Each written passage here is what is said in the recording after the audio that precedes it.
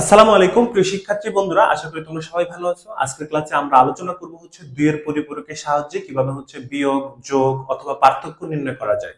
ঠিক আছে, তো অবশ্যই আমাদের এই পাঁচটা ছয়টা নিয়ম আমাকে ফলো করতে হবে। প্রথম আমাদের পার্থক্য বের করার জন্য বা বিয়োগ করার জন্য অথবা যোগের মাধ্যমে পার্থক্য বের করার জন্য আমাদের দুইটা সংখ্যা দেওয়া থাকবে। সেটা যে কোনো বেজে হইতে পারে বা যে কোনো সংখ্যা পদ্ধতিই হইতে পারে। তো অবশ্যই সে যেইটাই থাকুক না কেন, সেটা যদি ডেসিমেল থাকে, অক্টালে থাকে বা হেক্সাডেসিমেলে থাকে, সেই দুইটা সংখ্যাকেই কিন্তু তোমাকে আগে কি করতে হবে, বাইনারিতে রূপান্তর করতে হবে। ঠিক আছে, এটা তোমার প্রথম কাজ। বাইনারিতে রূপান্তর করার পরে যদি সেটা কি 8 বিটের কম হয়, তাহলে সেটাকে 8 বিটে তৈরি করতে হবে। যদি 16 বিটের কম হয়, তাহলে সেটাকে 16 বিটে রূপান্তর করতে হবে। ঠিক আছে, ধরো 9 বিট আসলো, তখন 16 বিট বানাইতে হবে। যদি ধরো তোমার 7 বিট আসে, তখন 8 বিট বানাইতে হবে। যদি 6 বিট আসে, তাহলে তোমাকে 8 বিট বানাইতে হবে। এরপর আসে দুইয়ের পরিপূরক করতে হবে। এখন কথা তুমি কোনটা দুইয়ের পরিপূরক করবা। সাধারণত ছোট সংখ্যার দুইয়ের পরিপূরক করলে তোমার জন্য সুবিধা। এছাড়াও যদি পার্থক্য বের করতে বলে বা বিয়োগ করতে বলে, তাহলে যেই সংখ্যাটাকে আসলে বিয়োগ করতে বলে সেটাই কি তোমার দুইয়ের পরিপূরক করতে হয়। আচ্ছা, এখন দুইয়ের পরিপূরক কিভাবে করবা সেটা কিন্তু আমরা এর আগের ক্লাসে আলোচনা করেছি। এরপরে দুইয়ের পরিপূরকের সাথে তোমার অন্য যে সংখ্যাটা দেওয়া থাকবে, সেই সংখ্যার যে বাইনারি মানটা তুমি বের করছো, সেই বাইনারি মানটা কি যোগ করে দিবে। যোগ করার পরে যে যোগফলটা আসবে সেখানে কি, যদি 8 বিটের হয়, তাহলে 8 বিটের অতিরিক্ত একটা বিট আসবে।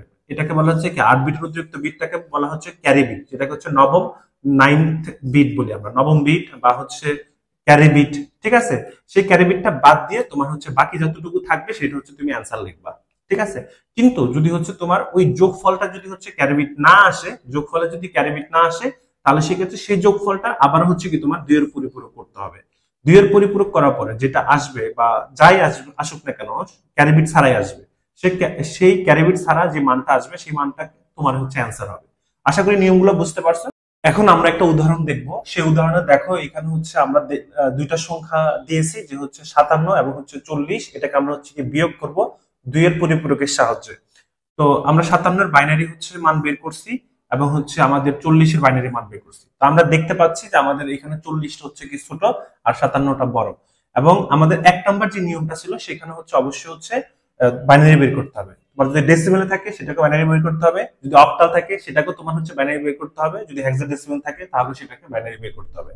করার পরে এরপরেও দেখো, এখানে কয় বিট, এখানে তোমার 6 বিট আছে, এখানেও 6 বিট আছে। তো 6 বিট যদি থাকে, তাহলে তুমি অতিরিক্ত 2 বিট বসাবা, অতিরিক্ত এখানে 2 বিট বসাবা।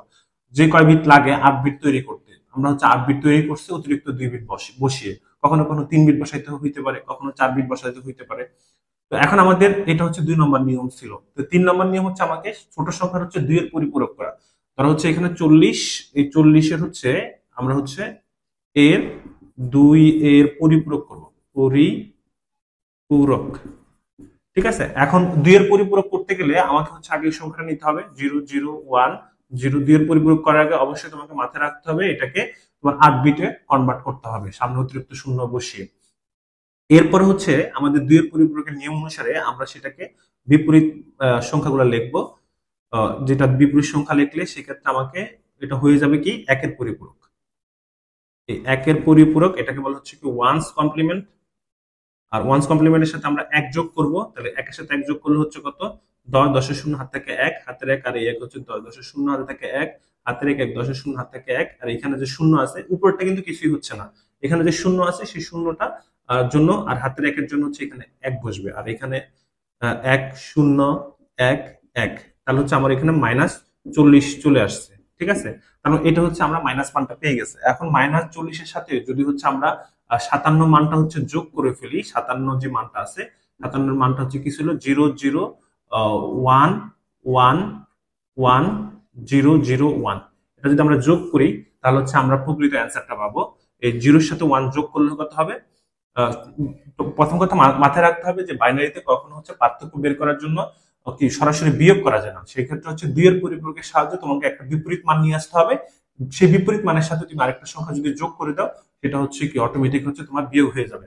তাহলে শূন্যের সাথে যদি আমি 1 যোগ করি, তাহলে একই হবে। এখানে 0 0 1 1 10 এর 0 হাত থেকে 1, হাতের 1, আর এখানে 2টা 1, 3টা 1, 3টা 1 11 11, তাহলে হাতে 1 থাকে আর এখানে 1, 10 10 এর 0 হাত থেকে 1, হাতের 1, আর এখানে 1, কত হবে 10 10 এর 0 হাত থেকে 1, হাতের 1, এখানে 10 0 হাত থেকে 1, আর এখানে 1। দেখো এই জিনিসটা হচ্ছে কিন্তু ক্যারি বিট, কারণ হচ্ছে এখানে অতিরিক্ত একটা বিট আসছে, অতিরিক্ত বিট বা নবম বিটটাকে বলা হচ্ছে ক্যারি বিট। তাহলে তোমার অ্যান্সার কত? অ্যান্সার হচ্ছে এই সংখ্যাটা হচ্ছে তোমার অ্যান্সার। ঠিক আছে, তাহলে হচ্ছে এখানে ধরো হচ্ছে দুইটা বিয়োগ করলে হচ্ছে নর্মালি কত হওয়ার কথা ছিল? 17 হওয়ার কথা ছিল। তো এখানে 17 হচ্ছে কিনা, আহ, এখানে হচ্ছে 1 2 4 8 16। তাহলে এখানে দেখো এই বাইরের যে মানটা আছে সেই মানটা হচ্ছে তোমার হচ্ছে 17 এর সমান, ডেসিমেলে 17 এর সমান। তাহলে যেহেতু 17 এর সমান হচ্ছে তার মানে কি এটাই তোমার হচ্ছে প্রকৃত অ্যান্সার। তাহলে হচ্ছে এটা উত্তরটা আমি কিভাবে লিখবো? উত্তরটা হচ্ছে পার্থক্য বা হচ্ছে বিয়োগফল, বিয়োগ ফল সমান সমান হচ্ছে 1 0 0 0 1 এটা, অথবা অথবা 17 যেটা হচ্ছে আমাদের ডেসিমেলে বের হয়েছে সেটা। আশা করি তোমরা হচ্ছে দুইয়ের পরিপূরকের যে বিষয়গুলো আছে এবং হচ্ছে দুইয়ের পরিপূরকের সাহায্যে আমরা যে হচ্ছে যোগ বিয়োগ বা পার্থক্য বের করি সেটা তোমরা ক্লিয়ারলি বুঝতে পারছো।